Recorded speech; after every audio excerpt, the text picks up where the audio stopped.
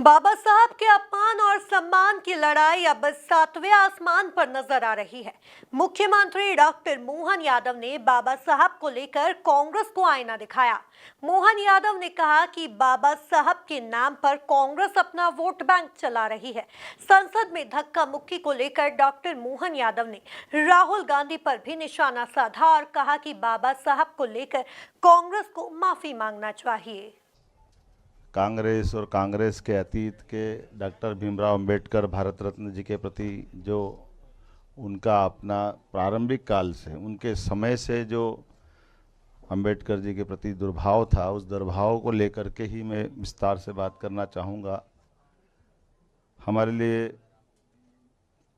अत्यंत दुख के साथ कहना पड़ रहा है कि बाबा साहब अंबेडकर सदैव वंचित वर्ग, शोषित वर्ग, पीड़ित वर्ग की बात करते रहे और जिस विषय को लेकर वो बात करते थे, इसी बात का शुरू से प्रारंभ में प्रथम प्रधानमंत्री पंडित जवाहरलाल नेहरू जी ने सदैव उनके इस बात का विरोध किया, उनके साथ व्यवहार भी गलत किया। हम सब उनके इस अतीत के घटनाक्रम को जाने तो कांग्रेस हमेशा दो मुहा रोल अदा करती है। आज वोट के खातिर अंबेडकर जी की बात कर रही है, लेकिन अंबेडकर जी के प्रति कांग्रेस ने क्या क्या किया, कुछ बानगी बताना चाहूँगा। जवाहरलाल नेहरू जी ने उनको जो स्वयं अंबेडकर जी ने इस बात को कोट भी किया है कि मैं मूल रूप से वित्त का और उद्योग के बारे में जानकार था, लेकिन उनको न तो उद्योग का काम दिया न वित्त का काम दिया। इससे आगे बढ़कर अंबेडकर जी जब भी अपने विषय को लेकर जाते थे, यहाँ तक कि उनको किसी संसदीय कमेटी का भी सदस्य नहीं बनाया गया। उन्हें कानून मंत्रालय तो दिया है, लेकिन उसमें भी ईमानदारी से काम नहीं करने दिया। हिंदू कोड बिल जब भी उनने बात करने की बात कही तो उनके स्वयं के शब्दों में जो उनने लिख करके भी दिया है, उनने अपने कहा कि उसमें केवल धर्म विशेष के मुस्लिम बंधुओं की बात करते थे, हिंदुओं की, एससी की, एसटी की, जो वो विस्तार से उनके हक की बात करना चाहते थे, कांग्रेस ने उसको तवज्जो नहीं दी। जो उनने अपनी पुस्तक में भी कोट किया है कि ये केवल एक ही वर्ग को संतुष्टि करने से बात नहीं बनेगी। इसी प्रकार से धारा 370,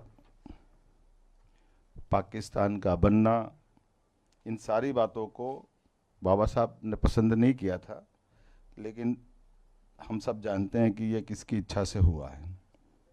और ये स्थिति बनी कि जो वो चुनाव लड़े 52 में, उस 52 के चुनाव में भी कांग्रेस के तत्कालीन प्रधानमंत्री ने खुल करके विरोध करके उनको चुनाव हराने का प्रयास किया। बाद का उपचुनाव हुआ, उपचुनाव में भी उनको चुनाव हराने का प्रयास किया। बाद के समय में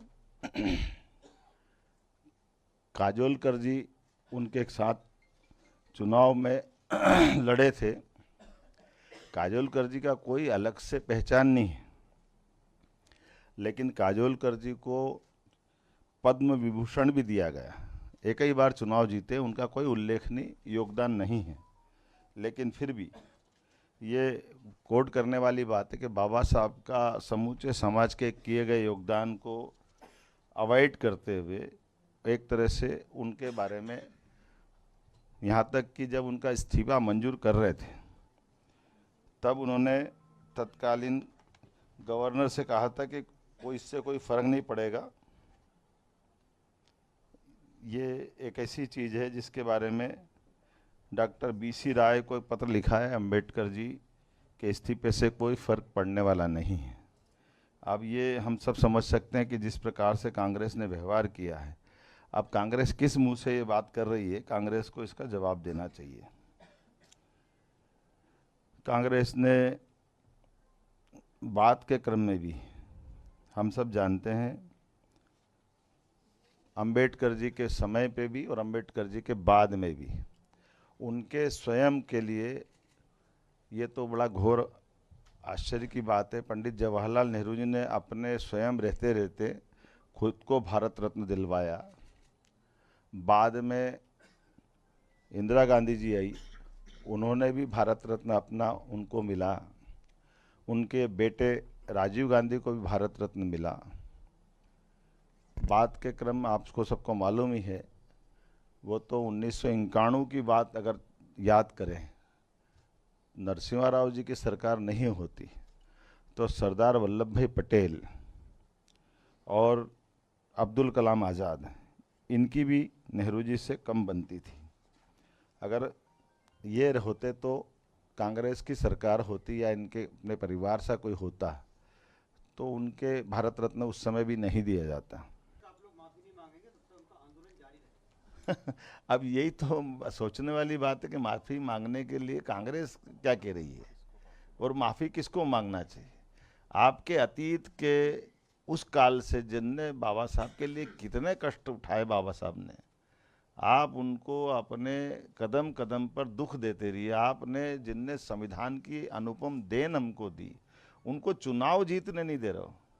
उपचुनाव में लड़े तो उपचुनाव में हराने जा रहे हो। उपचुनाव हो या मुख्य चुनाव हो, एक बार जो उनके सामने जीता उसको पद्म विभूषण दे रहे हो, खुद भारत रत्न ले रहे हो, अपनी परिवार में भी आगे वही परंपरा कायम रख रहे हो। ना बाबा साहब के योगदान के बारे में कोई स्मारक बना रहे हो। उनके समय भी कष्ट दिए, बाद में भी कष्ट दिए। तो अब इसके प्रति, अम्बेडकर जी के प्रति कांग्रेस का क्या भाव है वो तो अपने आप ही स्पष्ट हो रहा है। और उसके बाद कह रहे कि बाबा साहब के लिए हम माफ़ी मांगे। हमने जितनी श्रद्धा रखी बाबा साहब के विषय को लेकर के, ये तो अब सबके सामने जग जाहिर है और जनता सब जानती है। आज दुनिया के सबसे बड़े लोकतंत्र में स्वर्गीय पंडित नेहरू जी के बाद 60 साल बाद अगर हमारी तीसरी बार सरकार बनी है तो ये जनता का भरोसा ही है कि जब हम सरकार तीसरी बार बना रहे हैं, इससे बढ़ के क्या प्रमाण होगा। और बाबा साहब का, सभी हमारे महापुरुषों का, हमने कहा कि हम तो दलों की सीमा से ऊपर उठ करके जिन्होंने इस देश के लिए कोई भी योगदान दिया, उन सबका सम्मान किया।